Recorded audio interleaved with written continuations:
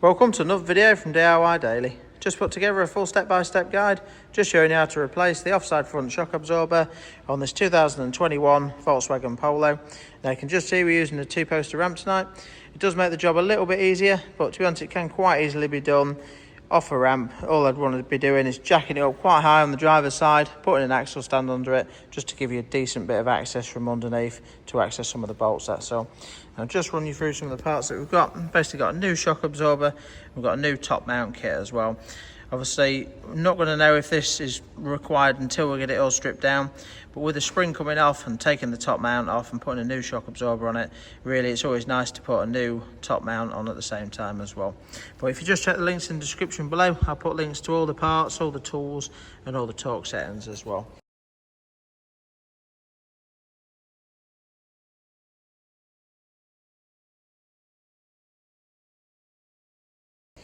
If you haven't already subscribed to the channel, just click on the red subscribe button below to make sure you don't miss out on any future content. But we'll just crack on, get started and run you through the job a step at a time. The first thing I'm going to do, not too bad to access on these, you can just gently pry the cover up on the top there, and basically that gives you access to these 13mm bolts there. There's just 3 of them, just the ones around the outside, so we just need to, all we're going to do to start with, we're not going to fully undo them, we're just going to slacken off the 3 13mm, and then we'll be sending it up in the air, getting the driver's wheel off, and then we'll run you through each step, a step at a time after that.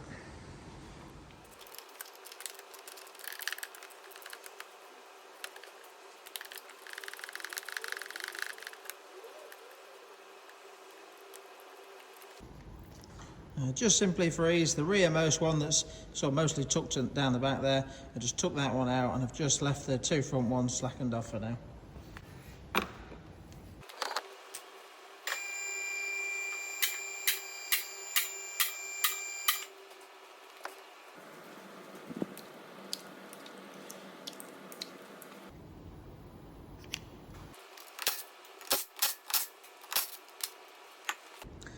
Right, so now I've got the wheel off, we can just see the shock absorber, and you can see the reason we're replacing it is popped, leaked all its oil out. Really obvious on this one, you can just see it all over the bottom of the shock and on the boot there. So, well, the first step we're going to do now is just clean up some of the bolts with a wire brush and give them a nice spray with some penetrating oil, just to give them a bit of time to soak in. So the nuts we're going to need to get off, for the anti-roll bar link, we're just going to need to undo the top nut, so we'll clean that up and get that off. On the hub here, we've got the top pinch bolt, so we're going to need to clean up that one there and give that a spray. And then just come underneath, we're going to need to take the ball joint off, and it's easier to take it off at these 3 bolts there. So again, we'll give them a quick clean up and a spray as well. So just crack on with that, and also just give that a little bit of a spray on the centre of the drive shaft there as well. So yeah, we'll just crack on, do that now, and then run you on to the next step.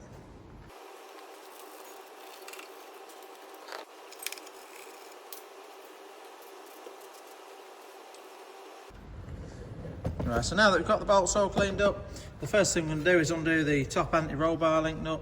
Now you can just have a go with an impact driver, but sometimes it can just spin the centre there. So if you use a Torx 30 socket, just to hold the centre going through like a ratchet spanner or a normal spanner there, just a 16mm, you should be able to crack the nut off that way. So we'll just have a go at that now. Just make sure, if it looks a bit dirty inside the hole there, just give it a bit of a clean out or a blowout, and just tap your socket in with a hammer if it looks a bit scabby in there, that's all. But this one looks not too bad.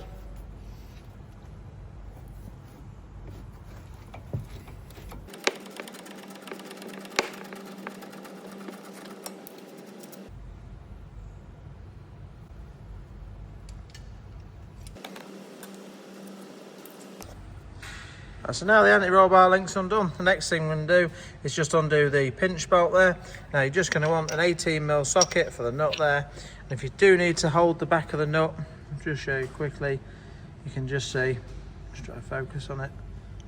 It's a multi-spline setup, so I'll put a link to a multi-spline set in the description below as well. But you'll need one of them to get on the nut. Sometimes though, you'll be able to, especially if you use an impact driver, you might be able to just buzz the nut off and then just knock it through after. So, but yeah, we'll have a go and just get that one out.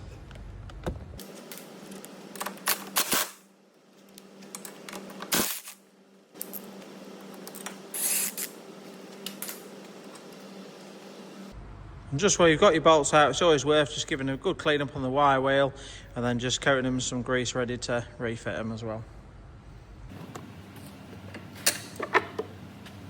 Right, next job now, we're just going to need to undo the centre nut for the drive shaft, and for that you're going to need a 36mm multi-spline socket. I've had to get this one out of a big set, so I've had to get an adapter down to 1/2 inch. But yeah, we'll just crack on and get that off now.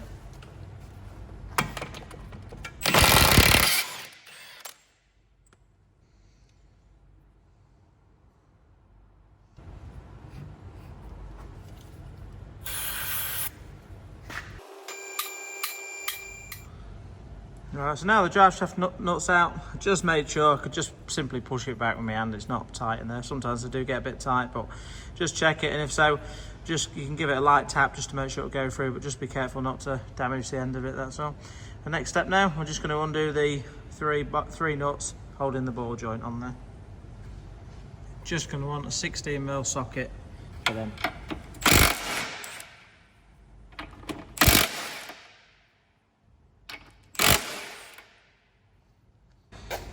Now that they're undone, we're just simply going to pry the suspension arm down and out of the way, just so that the hub's free floating.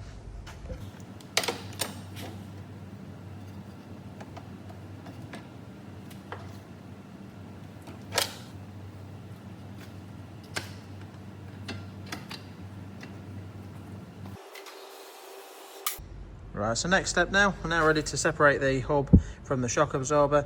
Now to do that, there's a few different methods. Basically it's like a pinch style hub, so it nips it up at the back there. You can like knock a punch in down the back, or a screwdriver. You get some sort of half turn tools. There's a few different methods you can use to do that. I've got one of these knuckle spreaders, which is a really good piece of kit. If you want to check these out, I'll put a link to them in the description below, because I sell these on my own store if you're interested or you want to get one. But basically all you do with this is just slot it in the back. You just use a little 10mm spanner and just open it up, and it just holds it open. It's nice and easy that way. Just holds it open, and you can literally just drop it straight down and off the shocker. So I'm just going to slot that into place now, spread it apart. You don't need to wind it in loads, just enough to just simply take the pressure off, so that you'll know as soon as it's done it enough, just so that just when it becomes free, that's all on the shocker shaft. So yeah, we'll just set that up into place now and run you on to the next step after that.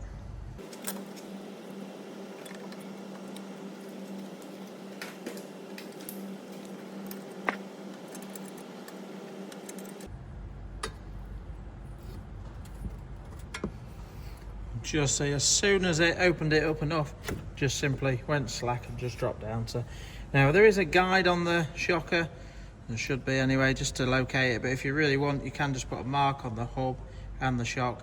But obviously we're replacing the shock, so can't really do that on the old one anyway, but unless you want to sort of transfer it over to the new one. But it's quite self-explanatory when relocating it where it situates, that's all. So yeah, we're just going to work that off and drop it down off the shocker now.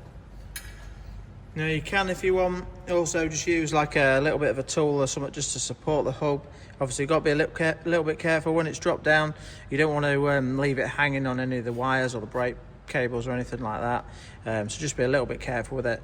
But normally once you've got it down, you can sort of situate it so it's hanging a bit. If you're unsure as well, you could just put like a little bungee strap just to hold it up, or some sort of hook to strap it back up, that's all.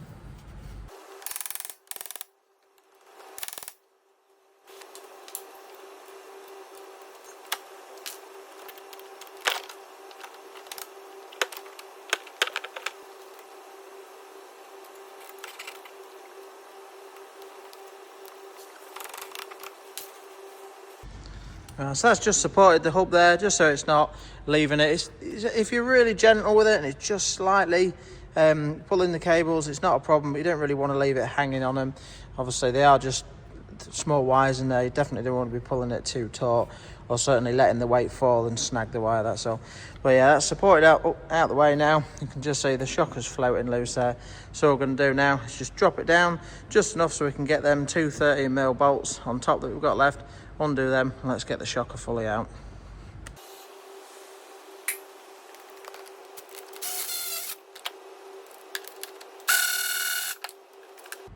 Alright, so that's the shock absorber out. Next thing we're going to do is just get it over to the spring compressor, get it all set up, and just run you through getting the shocker swapped over.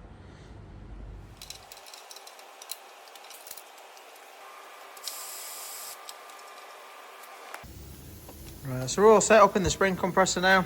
Obviously we've got the Sykes Pickavant one here, which is quite a decent one.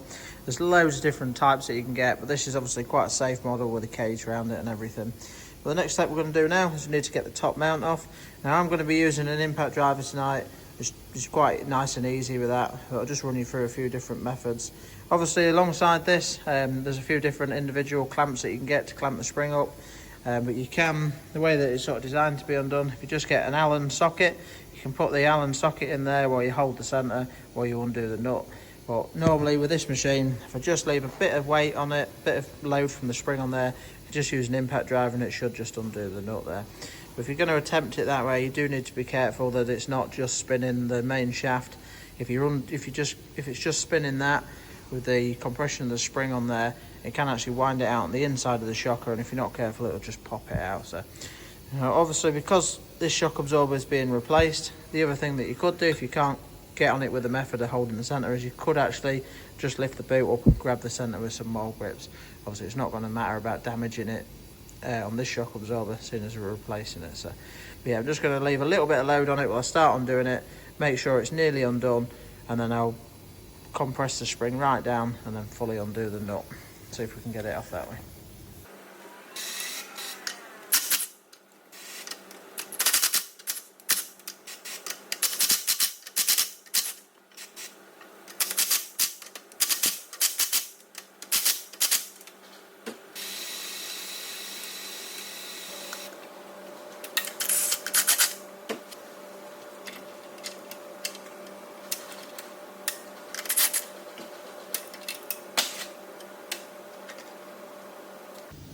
Right, so that's the top mount off. It's just come off with the sleeve in the top of it, but that just simply pops out of there. And obviously when it comes new, it's like a two-part kit, but you just simply slot it into each other that way there. But if you just put it on the bench the same way that you took it apart, honestly you can't get it wrong with which way around it goes, that's all. But yeah, they're quite straightforward strut top mount on these. And what you'd be looking for, I mean, I'm going to put a new one on this anyway tonight. Obviously with it coming off, it's not ideal time to do it, but if you just check the bearing, you're listening for it sounding really rough and grating. It doesn't actually sound too bad, this one, but we're going to put a new one on at the same time.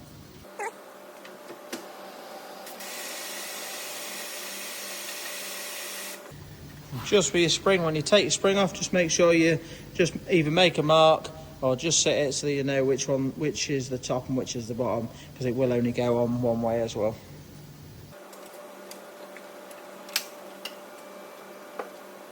And just see with all the oil on the shocker where it's popped, it's a little bit manky, so we'll just give that a bit of a clean up. But you'll probably need to swap over the rubber as well, so just give that a quick clean up.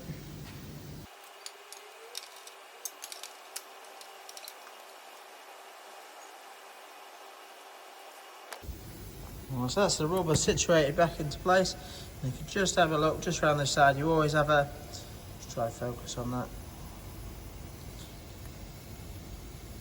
You always have a stopper for the spring, that little tab there, so that basically just butts up to that piece there. So what we're going to do now is just get it all swapped back over, put the new spring, put the old spring back on, and then get the strut top mount and get it all located into place.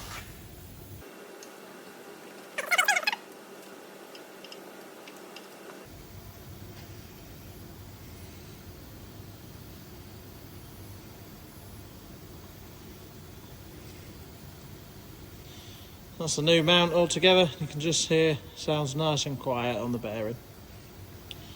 I've just got the bump stop and the rubber swapped over as well now. So we can now just situate it back into place, compress the spring up, and let's get the mount back on.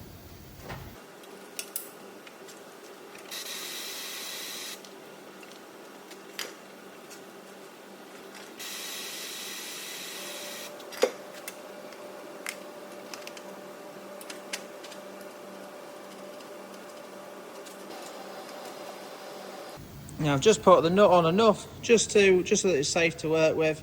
Just sometimes when you compress it down, the spring sort of cockles one way or the other. Not always, sometimes it goes a lot easier than others, but I'm just going to lightly just pry the spring just to the outside, just so that as I release the pressure, it just locates into the right place, that's all.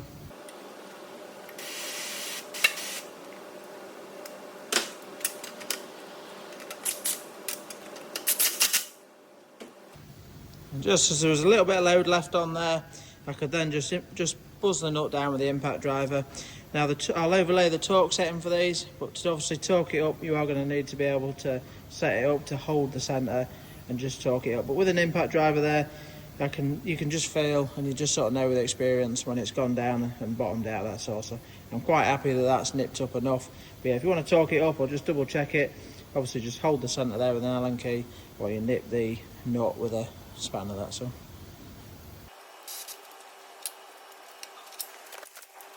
As you can see, it's everything swapped over now. Just have a quick check and a feel of it. Just make sure the bearing still feels okay there. Obviously just make sure that your spring looks like it's situated correctly on the bottom there. We'll just get it back over to the vehicle now and just run you through getting it all back together. Right, so we're back over at the vehicle now. Next thing I'm going to do is just start putting everything back together exactly as we took it apart. And just as we're doing it, I'll speed through this section a bit, but I'll just run you through all the torque settings as we go along for all the different bolts, that's all. But yeah, we'll just crack on now, get it slotted up into place and just get them 3 bolts in just to hold it up, that's all.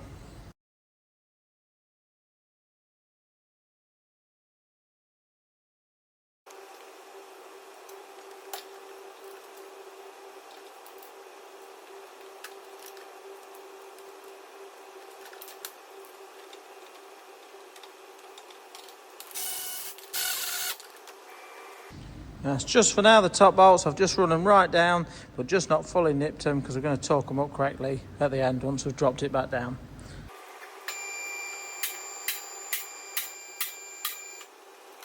Right, so first thing we'll do is just going to get the hub slotted back up and over the shocker. Now this is where this tool comes in really handy because it just holds it open, makes it so much easier just to lift it up and slot it into place. And as soon as you've got it there, you can just literally hold it there and just slacken the tool off quickly. But just for locating it, you can just see on the back of the shock absorber, just this little locator there, that obviously goes through the middle of the gap on the hub there. So it's quite easy to locate it. You can't really go too wrong. And when you do push it up, it will just hit a stop as well. So we'll just get that back into place now.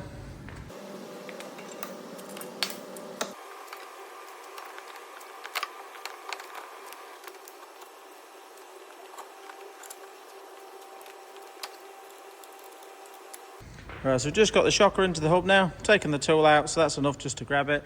I've just cleaned the bolt up and put some grease on there. I'm just going to locate that through, just put the nut on it. I'm not going to nip it up and torque it yet. I'm just going to put the ball joint on and put the drive shaft centre nut, locate the drive shaft through and just put the nut on, just so everything's sort of locked into place, and then we can run around just torquing everything correctly.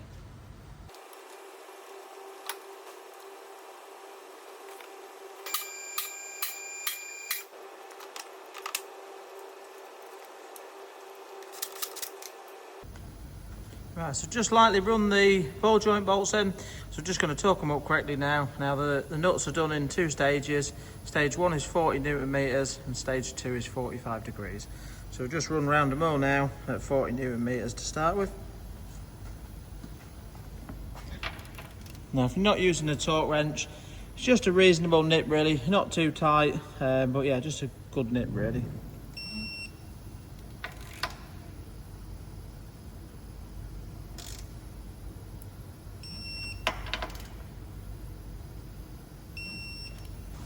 Stage 2 is 45 degrees.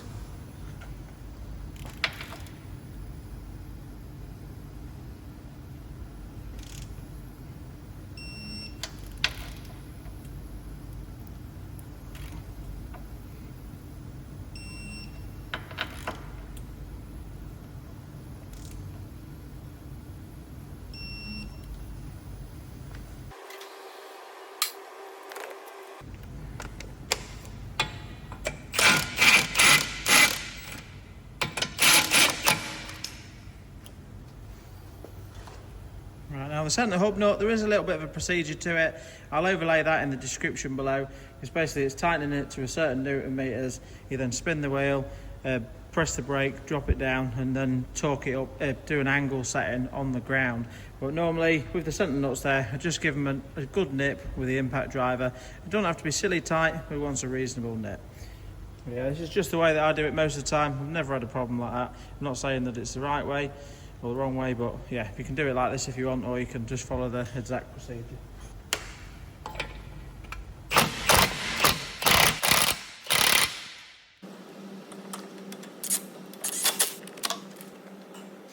Right, so we're now ready to torque the pinch bolt up. Again, that's done in 2 stages. Stage 1 is 70 Newton meters, stage 2 is 180 degrees. Let's just do that quickly now.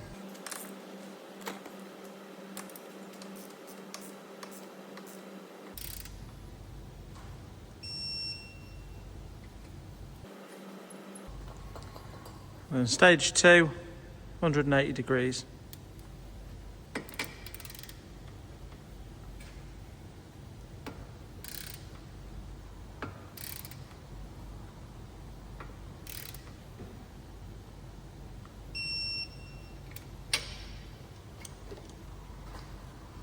Right, so the ball joint's all nipped up now, the drive shaft centre nut's nipped up, the pinch bolt's nipped up. Just got to put the roll link into place now and just torque that out. The torque setting for the roll link is 55 Newton meters.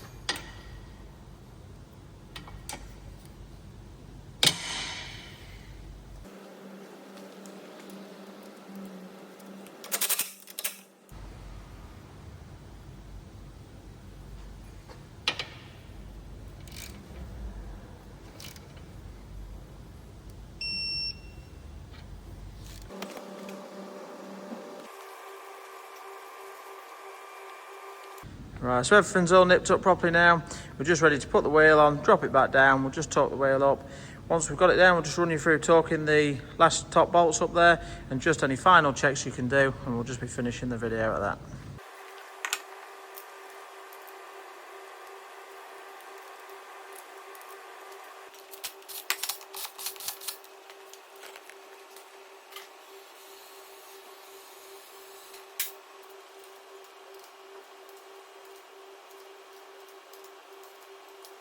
Right, so we're now ready, the wheel's torqued up now, just ready just to torque the top 13 mils up on there.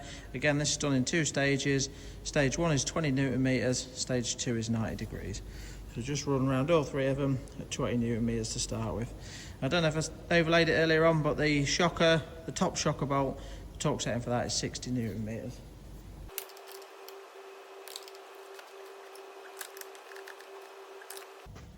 The final stage of the torque setting is 90 degrees.